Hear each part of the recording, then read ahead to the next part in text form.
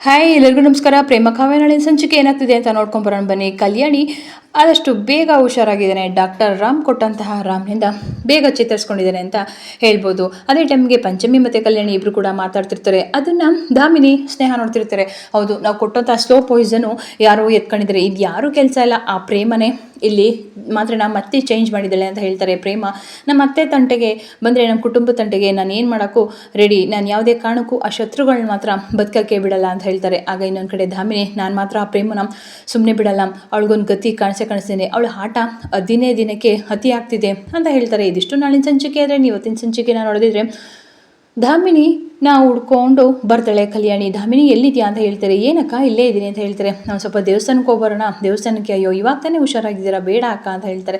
ಇಲ್ಲ, ನಾನು ಹೋಗಲೇಬೇಕು, ಅಮ್ಮನವ್ರಿಗೆ ನನ್ನ ಕೈ ಮುಗಿಲೇಬೇಕು ಅಂತ ಹೇಳ್ತಾರೆ. ನನ್ನ ಕುಟುಂಬ ಅಂತ ಹೇಳ್ತಾರೆ. ಕುಟುಂಬನ?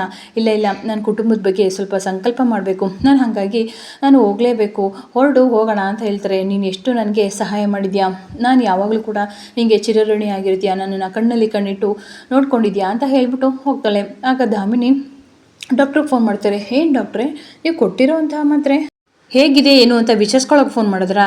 ಅದು ಆಗಲ್ಲ ಮೇಡಮ್, ಮತ್ತೆ ನೀವು ಕೊಟ್ಟಿರೋ ಮಾತ್ರೆಯಿಂದ ಅವರು ತುಂಬ ಚೆನ್ನಾಗಿದ್ದಾರೆ, ತುಂಬ ಚೆನ್ನಾಗಿ ಓಡಾಡ್ತಿದ್ದಾರೆ ಅಂತ ಹೇಳ್ತಾರೆ. ಅಯ್ಯೋ ಮೇಡಮ್, ನಾನು ಕೊಟ್ಟಿರೋ ಮಾತ್ರೆ ಒಂದಿನ ವೆಯ್ಟ್ ಮಾಡಬೇಕು, ಸಂಜೆ ಅಷ್ಟಕ್ಕೆ ರಿಯಾಕ್ಷನ್ ಆಗುತ್ತೆ ಮೇಡಮ್ ಅಂತ ಹೇಳ್ಬಿಟ್ಟು ಫೋನ್ ಇಡ್ತಾರೆ. ಇನ್ನೊಂದು ಕಡೆ ಪ್ರೇಮ ಹೋಗ್ತೀನಿ ಅಂತ ಹೇಳ್ತಿರ್ತಾಳೆ. ಕಾವ್ಯನ ಹತ್ರ ಬಂದು ಪಿ ಜಿಯಿಂದ, ಮೊದಲು ಹೋಗು ಇಲ್ಲಿಂದ ಕಾವ್ಯ, ಇದೇನು ಮಾಡ್ಕೋಬೇಡ, ಈಗ ತಾನೇ ಸ್ವಲ್ಪ ಜ್ವರ ಬಿಟ್ಟಿದೆ, ತುಂಬ ಓದಕ್ಕೆ ಹೋಗ್ಬೇಡ ಆಯಿತಾ, ರೆಸ್ಟ್ ಮಾಡ್ಕೋಬೇಡ, ರೆಸ್ಟ್ ಮಾಡು ಅಂತ ಹೇಳ್ತಾರೆ. ನನಗೆ ಗೊತ್ತು, ನೀನು ಹೋಗು ಇಲ್ಲಿ ಮೊದಲಿಂದ ಅಂತ ಹೇಳ್ತಾರೆ. ಆಯಿತು ಕಣೆ, ನಾನು ಯಾವತ್ತು ನಾನು ಒಪ್ಕೋತೀಯ, ನಾನು ಅಲ್ಲಿವರೆಗೂ ಕಾಯ್ತಾ ಇರ್ತೀನಿ ಅಂತ ಹೇಳ್ತಾರೆ. ಅದೇ ಟೈಮ್ಗೆ ಮಹಾದೇವ ಬಂದು, ಪ್ರೇಮ ಅವರೇ ನೀವು ಮನೆಗೆ ಹೋಗ್ತಿದ್ರಾ, ಧೈರ್ಯವಾಗಿ ಹೋಗ್ಬಿಟ್ಟು ಬನ್ನಿ, ನಾನು ಇಲ್ಲಿರ್ತೀನಿ, ನಾನು ಕಾವ್ಯನ ತುಂಬ ಚೆನ್ನಾಗಿ ನೋಡ್ಕೋತೀನಿ ಅಂತ ಹೇಳ್ಬಿಟ್ಟು ಬ್ಯಾಗ್ ತೊಗೊಂಡು ಮುಂದೆ ಹೋಗ್ತಿರ್ಬೇಕಾರೆ ಆ ಪಿ ಜಿ ಓನರು ಮತ್ತು ಅಡುಗೆ ಅವರು ಬರ್ತಾರೆ. ಏನಮ್ಮ ನಿಮ್ಮ ಅಕ್ಕ ಅಂತ ಅಂದ್ಕೊಂಡು ಬಂದಿಲ್ಲ, ಅವಳು ಎಷ್ಟು ಕಿರಿಕಿರಿ ಮಾಡ್ತಿದ್ಲು ಸದ್ಯ, ಅವಳು ಅಂಥವ್ರು ಮತ್ತೆ ಒಳಗಡೆ ಬಂದರೆ ಒಳಗಡೆ ಕೂಡ್ಬಿಡ, ಅಬ್ಬ ಏನು ಆ ಹುಡುಗಿ ಹಂಗಾಡ್ತಿದ್ಲು ಅಂತ ಹೇಳ್ತಾರೆ. ಆಗ ಕಾವ್ಯನ ತುಂಬ ಕೋಪ ಬಂದು, ಹೇ ಯಾರನ್ನ ಹೇಳ್ತಿರೋದು, ಏನು ಅಂದ್ಕೊಂಡಿದ್ಯಾ ನೀನು, ಅವಳು ನಂಗೆ ಅಕ್ಕ, ಅವಳು ಇವಳು ಅಂತ ಅನ್ನೋಕೂಡ್ದು, ಅವಳಿಗೂ ಒಂದು ಹೆಸರಿದೆ ಪ್ರೇಮ ಅಂತ, ಗೊತ್ತಾಯ್ತಾ, ಅವಳು ನನ್ನ ಅಕ್ಕ, ಗೊತ್ತಾಯ್ತಾ, ಅವಳು ಹೇಗೆ ಅಂತ ನನಗೆ ಚೆನ್ನಾಗಿ ಗೊತ್ತು, ನೀವು ಮರ್ಯಾದೆಯಿಂದ ಕರೆಕ್ಟಾಗಿ ನಡ್ಕೊಂಡಿದ್ರೆ ಅವಳು ಕೂಡ ನಡ್ಕೋತಿದ್ರು, ಅವಳು ಮಗಳ ಥರ ನಿಮಗೆ ಕಾಣಿಸ್ತಿದ್ಲು, ನೀವು ಅತಿಯಾಗಿ ಏನು ಕಿರಿಕಿರಿ ಮಾಡಿದ್ದೀರಾ, ಅದಕ್ಕೆ ಅವಳು ಆ ಥರ ಮಾತಾಡಿದರೆ, ಮರ್ಯಾದೆಯಿಂದ ಸರಿಯಾಗಿ ಮಾತಾಡೋದನ್ನು ಕಲೀರಿ, ಗೊತ್ತಾಯ್ತಾ ಅಂತ ಹೇಳ್ತಾರೆ. ಆಗ ಪ್ರೇಮ ಅಲ್ಲೇ ಅದನ್ನು ಕೇಳಿಸ್ಕೊತಿರ್ತಾಳೆ. ಏನೋ ಸದ್ ಮಾಡ್ತಿದ್ದಾಳಲ್ಲ ಕಾವ್ಯ ಅಂತ ಹೇಳ್ತಾರೆ. ಆಗ ಮಹಾದೇವ ನಿಮ್ಮ ಬಗ್ಗೆನೇ ಹೊಗಳ್ತಾ ಇದ್ದಾಳೆ, ನೀವು ಬೇರೆ ಯಾರೂ ಅಲ್ಲ, ನನ್ನಕ್ಕ ಅಂತ ಅವ್ರಿಗೆ ಆವಾಜ್ ಹೊಡಿತಾ ಇದ್ದಾಳೆ ಅಂತ, ನೀವೇನು ಎದುರ್ಕೊಬಿಡಿ ಆಯಿತಾ,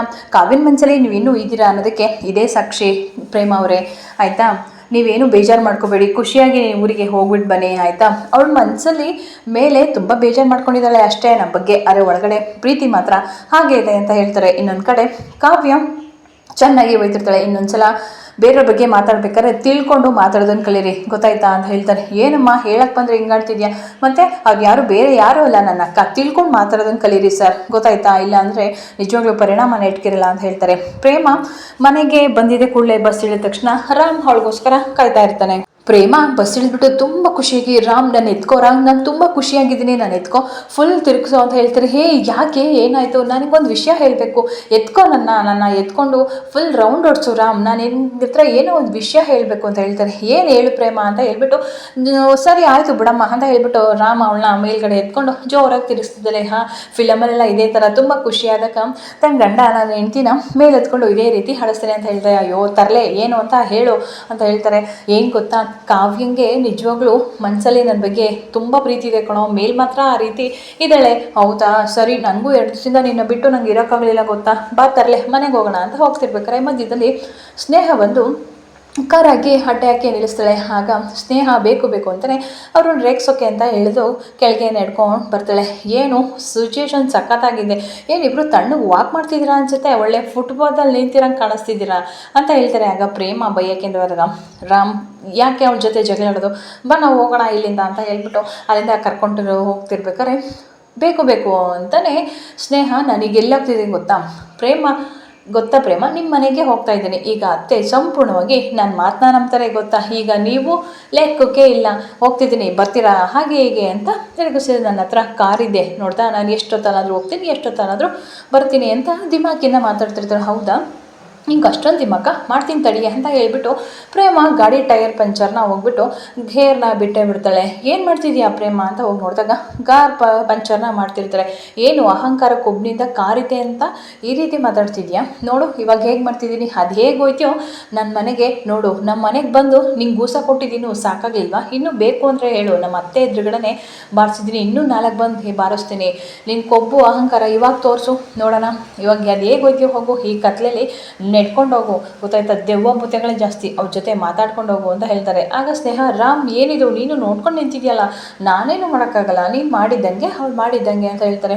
ಆಗ ರಾಮ್, ಬಾ ನಾವಿಲ್ಲಿಂದ ಹೋಗೋಣ, ಇಲ್ಲಿ ದೆವ್ವಗಳು ಜಾಸ್ತಿ, ಮೊದಲೇ ಏನಾದರೂ ಮಾಡ್ಕೊಳ್ಳಿ, ಇವಳು ಕೊಬ್ಬು ಅಹಂಕಾರಕ್ಕೆ ಸರಿಯಾದ ಉತ್ತರ ಸಿಗುತ್ತೆ ಅಂತ ಹೇಳ್ಬಿಟ್ಟು ರಾಮ ಪ್ರೇಮ್ ಇಬ್ಬರು ಕೂಡ ಅಲ್ಲದೆ ಹೋಗ್ತಾರೆ. ಆಗ ಸ್ನೇಹ, ನಿಂತ್ಕೊಳ್ಳಿ, ನಾನು ಒಬ್ಬಳನ್ನೇ ಬಿಟ್ಟೋಗ್ತಿದ್ದೀರಲ್ಲ ಅಂತ ಪಾಪ ಭಯ ಪಟ್ಕೊಂಡು ಅವಳು ಕೂಗಾಡ್ತಾ ಇರ್ತಾಳೆ.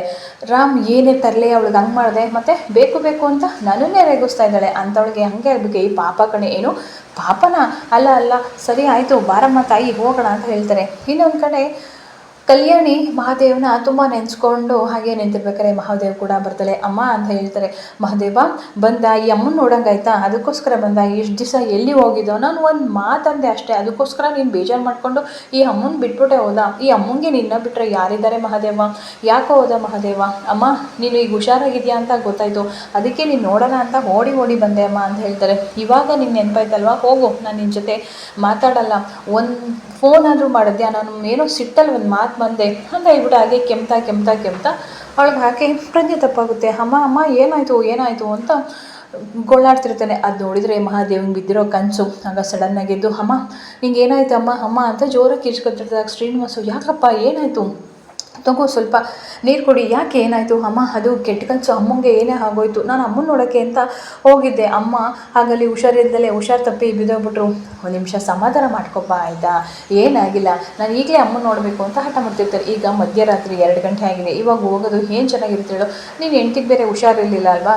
ಸೊ ನೀನು ಅದನ್ನು ನೆನೆಸ್ಕೊಂಡು ಹಾಗೆ ಮಲಗಿದೆ ಅನಿಸುತ್ತೆ, ಹಾಗಾಗಿ ನೀನು ಅಮ್ಮನ ತುಂಬ ಹಚ್ಕೊಂಡಿದ್ಯಲ್ಲ, ಅಮ್ಮನ ನೆನೆಸ್ಕೊಂಡು ಕೂಡ ಅದೇ ರೀತಿ ಆಗಿದೆ, ಅದು ಬಿಟ್ಟರೆ ಇನ್ನೇನಿಲ್ಲ, ಬೆಳಿಗ್ಗೆ ಹೋಗೋಣ ಆಯಿತಾ, ನಾನು ಬರ್ತೀನಿ ಜೊತೆಗೆ ಹೋಗೋಣ ಅಂತೇಳಿ ಮಹಾದೇವನ ಸಮಾಧಾನ ಮಾಡಿಸಿ ಮಲಗಿಸ್ತಾರೆ. ಇನ್ನೊಂದು ಕಡೆ ಕಲ್ಯಾಣಿಗೆ ಸೀರೆ ಉಡಿಸ್ತಾ ಇರ್ತಾಳೆ ಪಂಚಮಿ. ಆಗ ಅಮ್ಮ ನೀವು ತುಂಬ ಚೆನ್ನಾಗಿ ಕಾಣಿಸ್ತಿದ್ದೀರಾ ಅಂತ ಹೇಳಿ ದೃಷ್ಟಿ ಕೂಡ ತೆಗೆದಿರ್ತಾರೆ.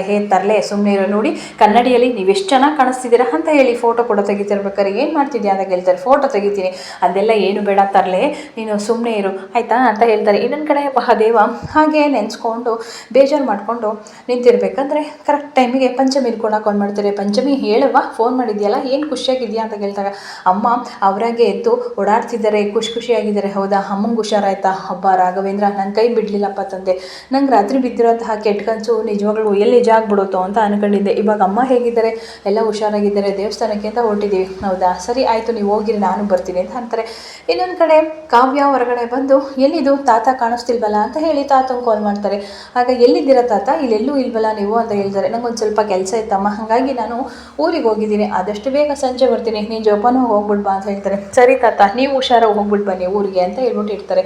ಆಗ ಶ್ರೀನಿವಾಸ್ ಬಂದು ಮಹಾದೇವ ಹತ್ರ, ರಾತ್ರಿ ಊರಿಗೆ ಹೋಗಬೇಕು ಅಂತ ಹೇಳ್ತಿದ್ದಲ್ಲಪ್ಪ, ಬಾ ಹೋಗೋಣ ಅಂತ ಹೇಳ್ತಾರೆ. ನಾನು ನಿನ್ನ ಜೊತೆ ಬರಲ್ಲ ಅಂತ ಹೇಳ್ತಾರೆ. ನೀವು ಬರ್ತೀರಾ, ಹೌದು ನಾನು ಬರ್ತೀನಿ, ನಾನು ಕರ್ಕೊಂಡು ಹೋಗು, ಆಯಿತು ಅಪ್ಪಾಜಿ ಹೋಗೋಣ ಅಂತ ಹೇಳ್ತಾರೆ. ನಿಮ್ಮನ್ನು ನೋಡಿದರೆ ಅಮ್ಮ ತುಂಬ ಸಂತೋಷ ಪಡ್ತಾರೆ.